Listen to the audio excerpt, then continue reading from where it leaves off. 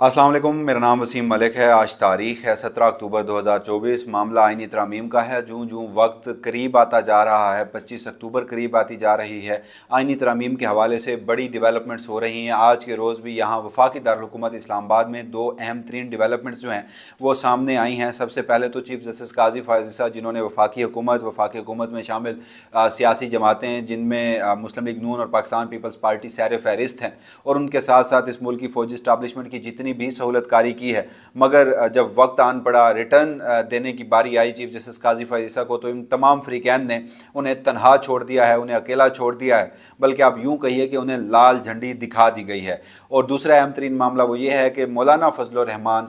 जिनके हवाले से मुख्तलिफ़ ख़बरें गुज़श्ता 2 से 3 रोज़ के दरमियान सामने आ रही थी, और बिलखसूस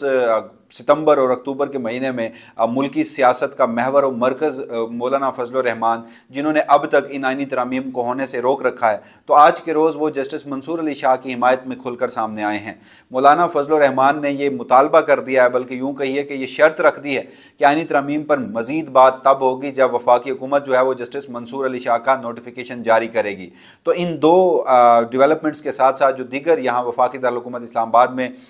सूरत हाल है, इन तमाम मामलात पर आज की इस वीडियो में आपके सामने तफसील रख देता हूँ। सबसे पहले हम बात कर लेते हैं चीफ जस्टिस काजी फ़ायज़ ईसा को दिखाई जाने वाली लाल झंडी की। मामला कुछ यूँ हुआ कि आज के रोज़ चीफ जस्टिस काजी फ़ायज़ ईसा ने भी जब बिल आखिर कमरा अदालत नंबर 1 में बैठ के कह दिया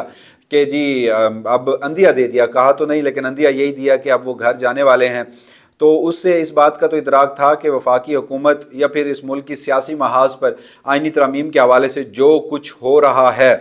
वो चीफ जस्टिस काजी फ़ायज़ ईसा के इल्म में है। और जब एट द 11th आवर उन्हें ये इस बात का आइडिया हुआ कि अब उनकी दाल नहीं गलने लगी, तो फिर आज उन्होंने एक अंदिया दिया, और उनकी बॉडी लैंग्वेज क्या थी ये भी मैं गुज़श्ता वीडियो में आपको बता चुका हूँ। तो अब हुआ कुछ यूँ है कि मौलाना फजलुर रहमान जो हैं वो सुप्रीम कोर्ट ऑफ पाकिस्तान के मातहत ही एक आइनी बेंच का क़याम चाहते थे आइनी मुकदमात की समाअत के लिए।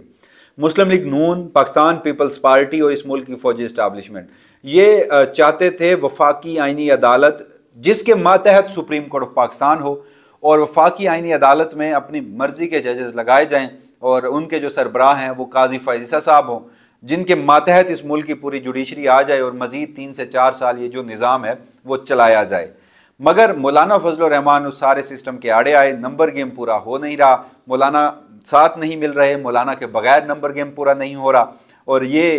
इस हवाले से गुज़श्ता 1 से 1.5 माह बल्कि गुज़श्ता 6 माह से मैं ये बात तवातुर से कर रहा हूँ कि काजी फ़ायज़ ईसा साहब जाएंगे, जस्टिस मंसूर अली शाह ही आएंगे। तो उस हवाले से अब जो चीज़ें हैं वो मज़ीद आगे उस हवाले से बढ़ती जा रही हैं। तो एक ही सूरत हाल थी काजी फ़ायज़ ईसा साहब को मज़ीद रखने की, काजी फ़ायज़ ईसा साहब की सहूलतकारी का रिटर्न उन्हें वापस देने की, वो थी वफाकी आइनी अदालत। अब उस पर मौलाना फजलुर रहमान के मुसवदे पर पहले इतलात ये आई कि आज से 2 रोज़ कबल कराची में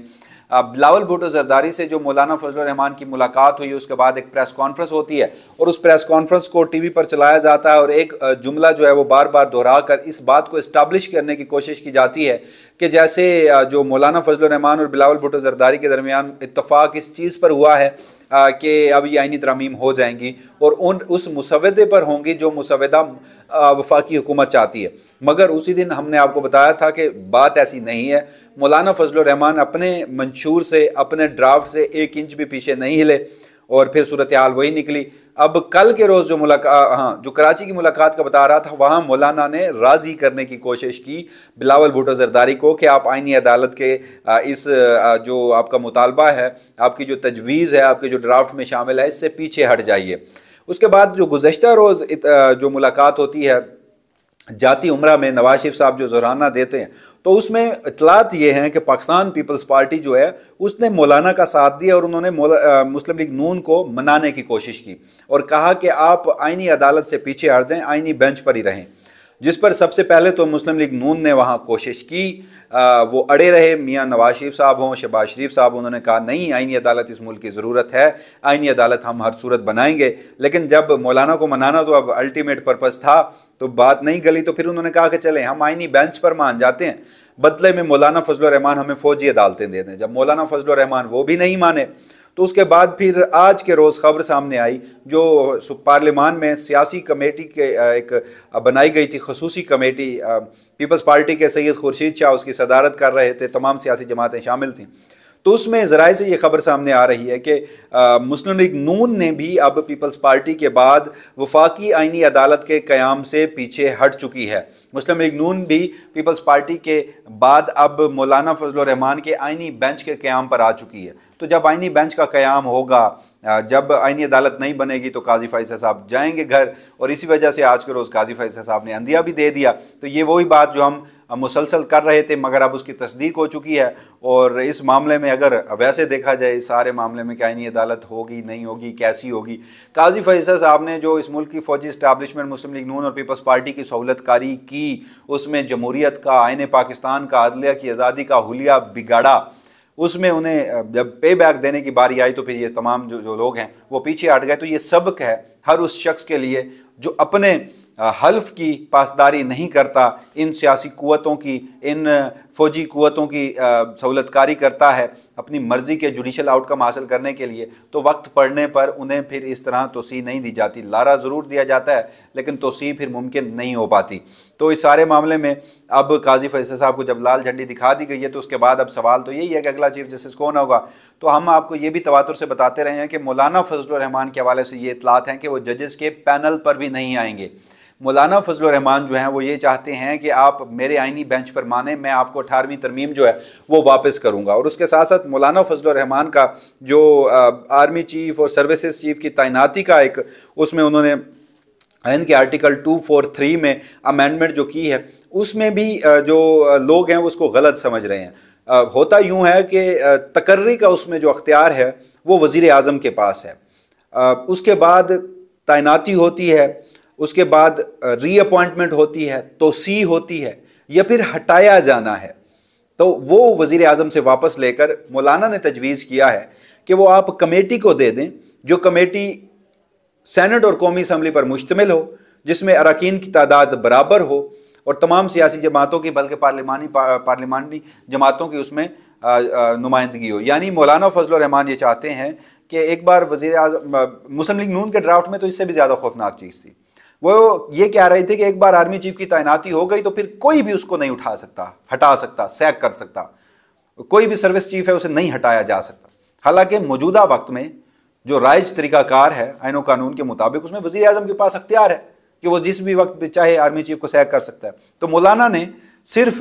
लगाने का अख्तियार अगेन उन्हीं के पास होगा, वज़ीर आज़म के पास, मगर हटाने का, तोसी देने का,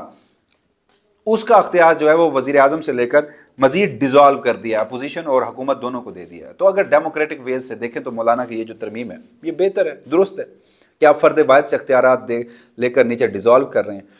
तो ये तमाम तर मामलात थे, और उस हवाले से जो मौलाना फजल रहमान आज खुलकर सामने आए हैं, हमारी कोलीग हैं मरीम नवाज़ ख़ान, उन्होंने आज के रोज़ जो जमीयत उलमा इस्लाम फजल रहमान के रूह रवां हैं सेनेटर कामरान मुर्तज़ा, उनसे बातचीत की। तो उनसे जब बातचीत की तो उन्होंने कहा जी कि हमारा तो 1 पॉइंट एजेंडा है, काजी फैसल साहब जा रहे हैं घर, जस्टिस मंसूर अली शाह का नोटिफिकेशन वफाकी हुकूमत जारी कर दे, जिसके बाद हम आईनी तरामीम के लिए मजीद आगे डेलिब्रेशंस करेंगे, बातचीत करेंगे, मगर हम अपने मुसवदे से पीछे नहीं हटेंगे। तो ये जस्टिस मंसूर अली शाह का नोटिफिकेशन जारी करवाने का मकसद, मतलब ये स्टेटमेंट यही है, मुतालबा शर्त जो JUIF ने रखी है कि वो जजेस पैनल पर नहीं मान रहे, मौलाना फजल रहमान जजेस पैनल पर नहीं मान रहे। तो अब एक ही रास्ता बचा है कि बिलावल भुट्टो जरदारी साहब हों या फिर मुस्लिम लीग नून हो, उन्हें फेस सेविंग दें मौलाना फजल रहमान, 25 अक्टूबर से पहले कुछ ऐसी आईनी तरामीम करें जो टूथलेस हों, जिसमें ना तो इस्लामाबाद हाई कोर्ट के या किसी हाई कोर्ट के जजेस का ट्रांसफ़र हो, जिसमें ना तो फौजी अदालतें हों, और होगा भी यही, और जिसमें जो आईनी अदालत है वो भी ना हो, बुनियादी इंसानी हकूक़ से छेड़छाड़ ना हो। सादा से ये हो कि सुप्रीम कोर्ट के मातहत ही एक जो बेंच है आईनी वो बना दिया जाए और 18वीं तरमीम जो है वो बहाल करवा दी जाए। उसके अलावा अब कोई ऑप्शन नहीं है। मौलाना फजल रहमान जो है वो अगर नहीं मिलते तो वफाकी हुकूमत जो है वो आईनी तरमीम नहीं कर सकती। और गुज़श्ता रात भी हमने देखा कि जिस तरह वो एक सुप्रीम कोर्ट ऑफ पाकिस्तान का फ़ैसला था 63A की तशरीह का, उसके ऊपर बड़े लोगों ने उस वक्त तनकीद की, जमहूरियत के आइन के अलम बरदार बने, चैम्पियन बने और कहा कि आइन को रीराइट किया गया है। पाकिस्तान जैसे माशरे में पहली बात तो ये कि आइन को रीराइट किया ही नहीं गया था, लेकिन पाकिस्तान जैसे माशरे में जस्टिस मुनीब अख्तर का वो फैसला जिसमें जस्टिस उमर अताब बंदयाल और जस्टिस इजाजुल हसन मुत्तफिक थे, वो एक नेमत से कम नहीं था। फिर क्या हुआ कि काजी फैज़ल साहब आए, उन्होंने वो फैसला अंडू किया, तो गुज़श्ता रात इस मुल्क में जो कुछ होता रहा, मुंतखब अरकान असम्बली को अगवा किया जाता रहा, उनके बेटों को उनके जो घर की ख़वातीन हैं उन्हें अगवा किया जाता रहा, उन्हें बेआबरू किया जाता रहा खुफिया एजेंसियों की जानिब से, तो काजी फैज़ल साहब ने तो फौजी इस्टाब्लिशमेंट को मज़ीद रास्ता खोल कर दे दिया। तो ये बहरहाल तमाम तर तफसीलात थी। अब